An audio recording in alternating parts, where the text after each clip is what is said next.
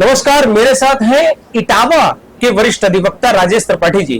Criminal cases देखते हैं और सबसे महत्वपूर्ण बात है कि पूर्व महामंत्री रह चुके हैं और लगातार कचहरी की भी राजनीति में सक्रिय भूमिका निभाते हैं। वकीलों के पीड़ित वकीलों के न्याय के साथ खड़े हुए और वकीलों के हितों की बात करने वाले राजेश त्रिपाठी जी अपने साथ हैं। आपका स्वागत है। आप बताइए कि इस बार फिर से चुनाव है, क्या लग रहा है कि इस बार कचहरी में ऐसी कौन सी चीज है जो आपको लगता है कि प्रमुखता से होनी चाहिए और चुनाव में ये प्रमुख मुद्दा बनने वाला है? जो चुनाव आ रहा है या चल रहा है उसमें सबसे प्रमुख मुद्दा जो हमारी विगत 3 कार्यकारिणी चुनी गई उनकी निष्क्रियता है। जो विगत 3 कार्यकारिणी चुनी गई हैं उनकी निष्क्रियता की वजह से न्यायालयों में जो अफरा तफरी और मनमानी का जो आलम है उससे हमारा इटावा का अधिवक्ता बहुत पीड़ित है, उद्वेलित है और निश्चित रूप से मेरे रूप में राष्ट्रीय पार्टी के रूप में एक अध्यक्ष को देखना चाहता है और उसे आशा है कि निश्चित रूप से जो इस समय चल रहा है न्यायालयों की कार्यप्रणाली में, वहां की व्यवस्था में निश्चित ही एक आमूल परिवर्तन होगा, जैसा कि पहले मेरे नेतृत्व में होता रहा है। आगे भी उनको यही आशा है कि जो स्थिति बिगड़ी हुई है इसमें सुधार होगा। मुख्य मुद्दा मनमानी और जो वहां चल रहा है अव्यवस्था उसको लेकर है।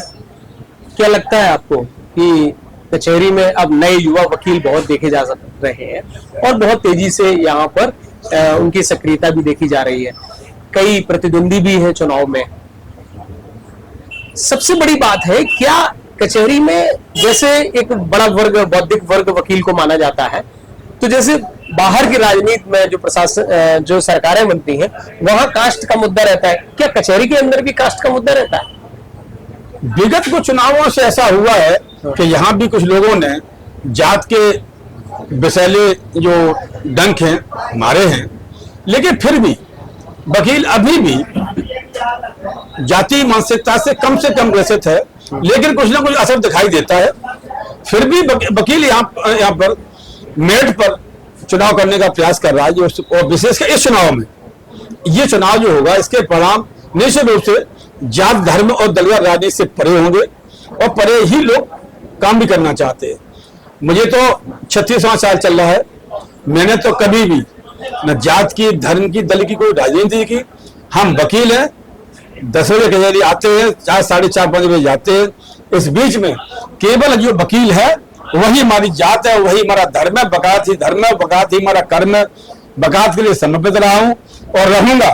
जब भी कोई बात आई कभी ये नहीं देखा किस जात धर्म ईमान का है, वकील है, चलिए उसकी बात उठाते हैं। यही मेरी पहचान है, यही मेरा मोटो है। नए वकीलों के लिए आपकी तरफ से क्या प्लान है जो बिल्कुल नए आ रहे हैं? क्योंकि बड़ी समस्या है, आते आते वकीलों के दिमाग में है कि 3-4 साल का संघर्ष वाला रास्ता है ये, और एक उम्मीद है कि लोगों को कि पैसे भी अर्जित हो, काम भी मिले और किसी तरह से अपने आप को स्थापित कर सके। आपका अनुभव क्या कहता है कि अब क्या है मार्गदर्शन आपके? मैंने 36 साल की बैगात के बाद मैं अभी अपने को युवा महसूस करता हूँ और युवाओं की जो समस्याएं हैं उससे मैं खुद रूबरू रहा हूं, उससे निकल के आया हूं, तो उनको प्रमुखता से उठाना और उनको प्रोटेक्शन देना भी मेरा स्वभाव है। और आज भी मैं विशेषकर यूथ के लिए कहना चाहता हूं कि आप मेरिट की वकालत करिए, मेरिट की बात करिए।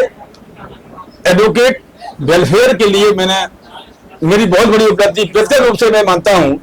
मैं जब 2005 में महामंत्री हुआ पहली बार, तो मैंने कल्याण निधि की स्थापना की है जो अभी तक अनवरत जारी है और विधिवत लोग उससे लाभान्वित होते हैं। उसमें जो मैंने सोच रखा है कि अध्यक्ष होऊंगा, निश्चित रूप से 50,000 रुपये किसी अधिवक्ता के दिवंगत होने पर और चोट की स्थिति में कम से कम 30,000 40,000 रुपये पर उसको दिया जाए, ऐसा सोचा है मैंने। दूसरा हमारा ये है कि जो नए अधिवक्ता आ रहे हैं, हमारे यहाँ जो फंड है, मैं कोशिश करूंगा कि उससे कुछ बोनस नए अधिवक्ताओं को, युवा अधिवक्ताओं को जिनकी प्रैक्टिस 1 से 5 साल के बीच में है, उनको उससे कुछ बोनस दिया जाए जो उससे ब्याज वगैरह अर्जित होता है।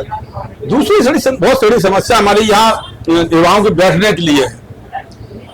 बड़ा दुर्भाग्य का विषय है कि हमारी कचहरी में तमाम चैम्बर्स खाली पड़े हुए हैं, बरामदे खाली पड़े हुए हैं और लोग बेड कहीं और रहे, कब्जा कहीं और किए हुए हैं। मैं उनसे निवेदन भी करूंगा, मैंने पिछली बार भी कहा था, इस वर्तमान कार्यकारिणी से भी कहा था कि उनसे निवेदन करें कि जहां दो दो जगह है, एक जगह खाली कर दें, युवाओं के बैठने की उचित व्यवस्था हो।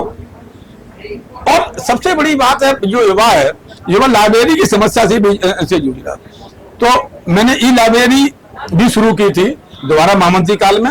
मैं एक विधिवत रूप से ई लाइब्रेरी की स्थापना करना चाहता हूं, जिससे युवा वक्ताओं को सारी जो सुविधाएं हैं यहाँ पर आकर, जहाँ वाईफाई हो और अत्याधुनिक सिस्टम हो, सारी चीजें उनको हासिल हो सकें कि वो ना अच्छे लैपटॉप ले सकते हैं, ना ही किताबें लेने की स्थिति होती है, वह जूझ रहा होता है। तो उसे प्रोत्साहित करने के लिए ये सुविधाएं देने का मेरा संकल्प है और मैं निश्चित रूप से कुछ ना कुछ करूंगा। तो आप ये भी एक तरह का संदेश देना चाहते हैं कि जो नए अधिवक्ता आ रहे हैं वो सीखें और आगे बढ़े? बिल्कुल, मैं जूनियर से भी अपील करना चाहता हूं, मैं कहता भी हूं कि मेहनत करिए, पढ़िए, लगन से काम करिए और लगन से काम करेंगे निश्चित सफलता आपके कदमों में होगी। शॉर्टकट मत चलिए, शॉर्टकट कुछ लोग चलते हैं, उसका कुछ दिन तो ठीक रहता है, उसके बाद वो उनका सिस्टम खराब होता है। इसलिए मेहनत करिए, ईमानदारी से काम करिए, सफलता आएगी, निश्चित रूप से कदम चुनेगी आपके और समय लगेगा, क्योंकि बकार का समय 10 साल का होता है सर्वाइवल।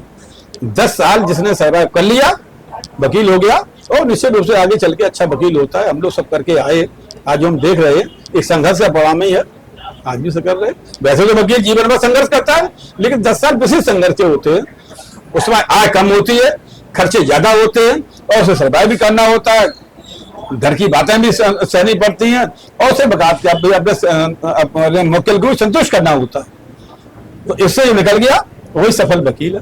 तो हम ये कह सकते हैं कि इस बार चुनाव में एक लहर है कि लोगों को मैसेज ये जाना चाहिए कि विजन देखें प्रत्याशी का, कास्ट न देखें और वोट करें। बिल्कुल, विजन के साथ काम करें, विजन के साथ निर्णय लें और जो प्रत्याशी हैं उनकी का मेरिट देखें, उनकी मेरिट क्या है।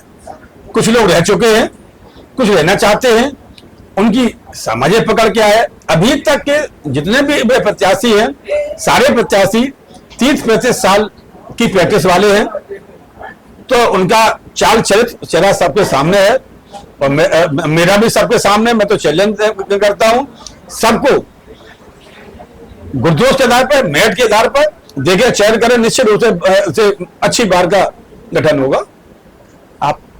हमारी आपके साथ बहुत बहुत शुभकामनाएं हैं और आपने चैनल पर अपनी सारी बात रखी, इसके लिए बहुत बहुत धन्यवाद।